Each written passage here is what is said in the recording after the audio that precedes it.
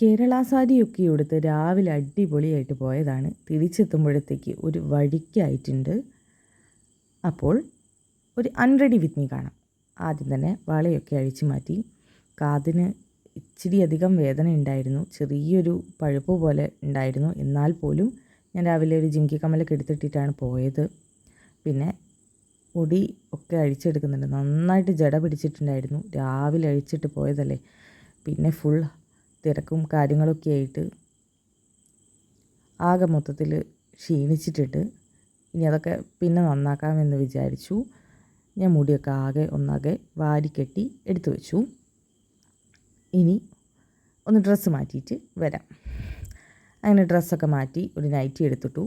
എന്നിട്ട് പാരച്യൂട്ടിൻ്റെ വെളിച്ചെണ്ണ വെച്ചിട്ട് മുഖമൊക്കെ നന്നായിട്ടൊന്ന് മസാജ് ചെയ്തിട്ട് മുഖത്തുള്ള ചീറും ചളിയും രാവിലെ അടിച്ചു പോയ പുട്ടിയും എല്ലാം തുടച്ചെടുക്കാമെന്ന് വിചാരിച്ചു.